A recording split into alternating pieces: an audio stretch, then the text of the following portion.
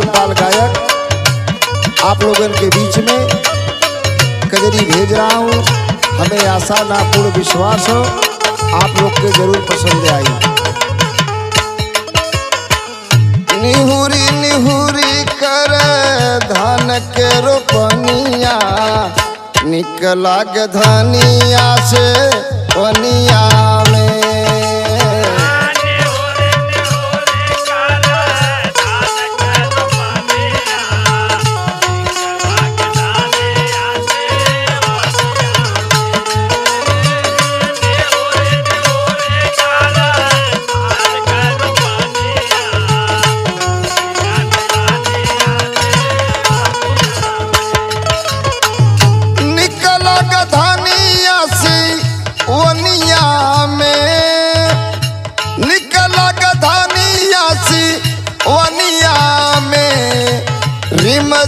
रिमा झिमा बरसेला पनिया निकला गधानिया सी पनिया में।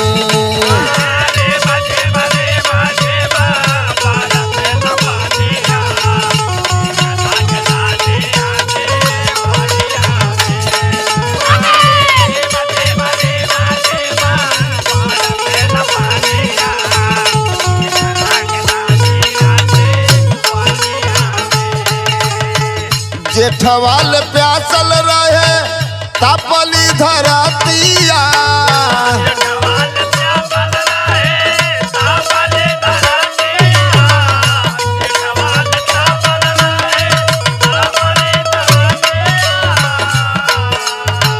बरसे अषाढ़ तजू लाई जाल छतिया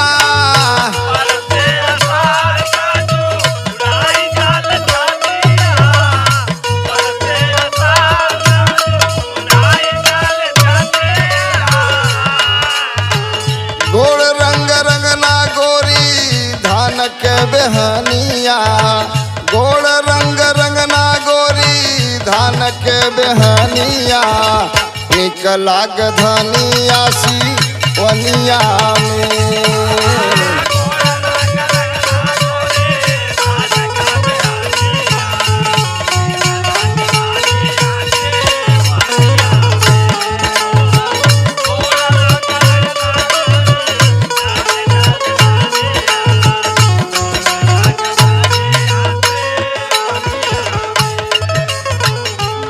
जेल बदरा ताले चमक बिजुरिया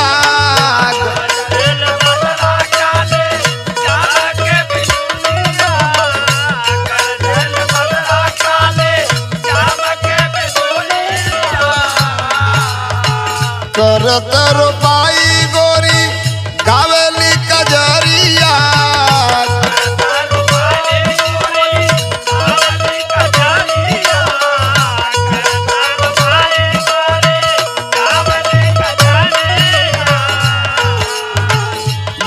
मन भावे उनकर गीत गवनिया बड़ा मन भावे उनकर गीत गवनिया निकला गधनिया सी पनिया में।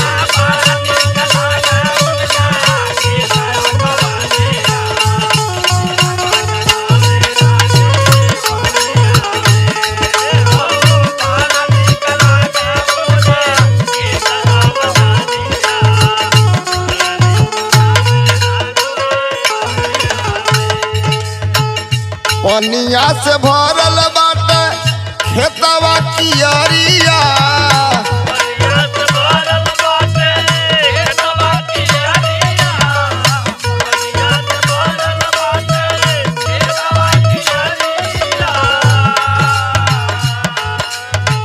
रंग बिरंगी साड़ी पहिन सावर गोरिया